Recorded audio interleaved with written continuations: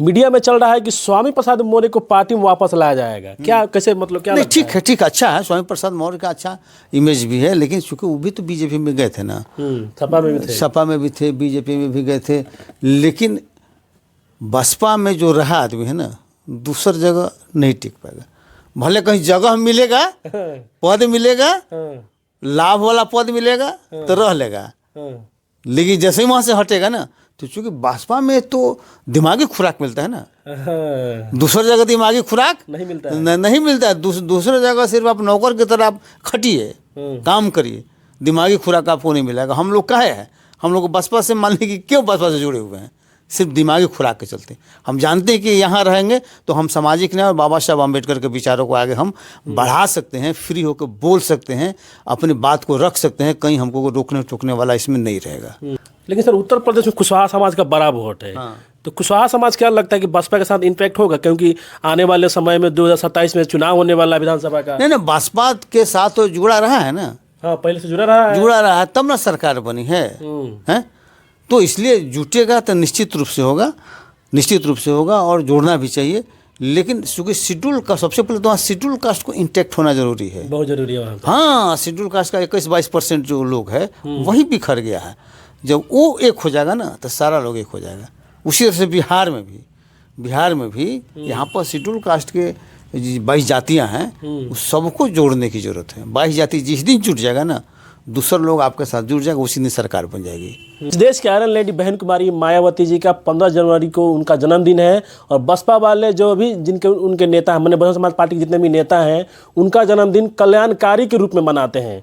लेकिन सर 15 जनवरी को बहन जी का जन्मदिन है, और टीवी में भी चल रहा है, मीडिया में भी चल रहा है कि 15 तारीख के बाद बहन जी कुछ नया ऐलान करेगी। क्या कुछ हो सकता है? देखिए, उनको तो कल्याणकारी दिवस के रूप में हम लोग मनाते हैं, और पूरे इंडिया में, भारत में, और सब लोग मिलते जुलते भी हैं, और जो गिफ्ट भी देते हैं, तो गिफ्ट में के हुआ कि नहीं, आप किसी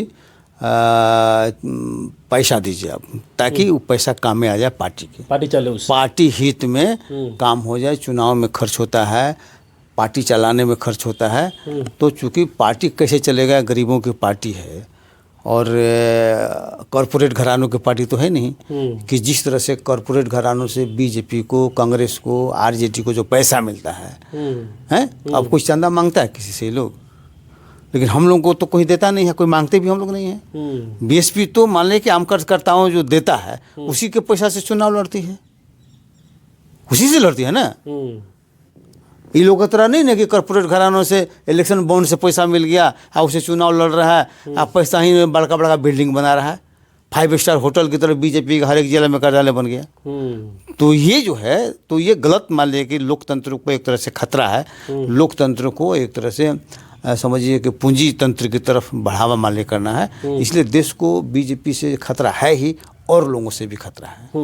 लेकिन सर कुछ दिन पहले लखनऊ में बीएसपी का बड़ी बैठक हुआ था, उसमें बहन जी ने इशारे में कहा कि अब बसपा के जितने मतलब पुराने नेता हैं जो छोड़कर चल गए हैं, चाहे किसी कारण बस उनको निकाल दिया गया, अब ये कहा जा रहा है कि बहन जी के जन्मदिन के बाद और पुराने पार्टी जो मैंने पार्टी जितने भी पुराने नेता हैं, अब उनको वापस पार्टी में लाया जाएगा। तो क्या लगता है कि जो पार्टी छोड़ के गए हैं क्या पार्टी में आएंगे? नहीं, अगर पुराने हैं वो अगर चले गए हैं, आ जाएं तो अच्छा है, लेकिन सवाल ये थे कि गए क्यों थे, ये देखना पड़ेगा ना। जिस कारण से गए थे, हैं, तो उस कारण को दूर करना पड़ेगा, उनको भी दूर करना पड़ेगा और पार्टी को भी दूर करना पड़ेगा, समीक्षा करना पड़ेगा कि आखिर किस कारण से गए थे। अगर हम में कमी है तो उसको हम दूर करेंगे, अगर भागने वाला में कमी है तो उसको दूर करेगा, शपथ लेगा कि हम वो गलती नहीं करेंगे, तब लाना चाहिए। क्योंकि मान लो होता है ना कि आज ज़रूरत के हिसाब से इधर उधर हो रहा है, उससे मतलब नहीं है ना। मतलब है कि कहीं ना कहीं कुछ न कुछ बात तो था जिसके चलते वो छोड़ के गया था कोई आदमी, या तो उसमें खुद गलती हो, लालच हो, या मान लो पार्टी की तरफ से कुछ हो।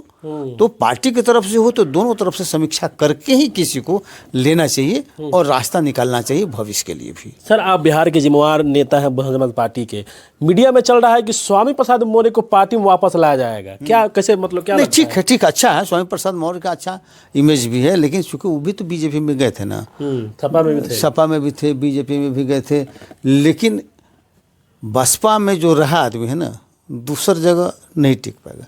भले कहीं जगह मिलेगा, पद मिलेगा, लाभ वाला पद मिलेगा तो रह लेगा, लेकिन जैसे ही वहाँ से हटेगा ना, तो चूंकि बसपा में तो दिमागी खुराक मिलता है ना, दूसरी जगह दिमागी खुराक नहीं मिलता है। नहीं मिलता है। दूसरे जगह सिर्फ आप नौकर की तरह आप खटिए, काम करिए, दिमागी खुराक आपको नहीं मिलेगा। हम लोग काहे हैं, हम लोग बसपा से मान लीजिए कि क्यों बसपा से जुड़े हुए हैं, सिर्फ दिमागी खुराक के चलते।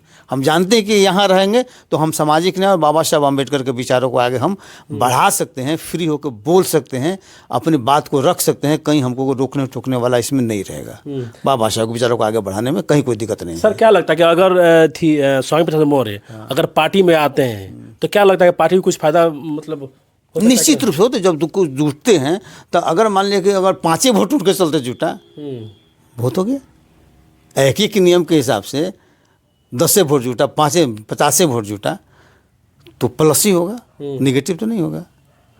लेकिन सर उत्तर प्रदेश में कुशवाहा समाज का बड़ा वोट है। तो कुशवाहा समाज क्या लगता है कि बसपा के साथ इम्पैक्ट होगा, क्योंकि आने वाले समय में 2027 में चुनाव होने वाला विधानसभा का? नहीं, बसपा के साथ तो जुड़ा रहा है ना। हाँ, पहले से जुड़ा रहा है तब ना सरकार बनी है, हैं?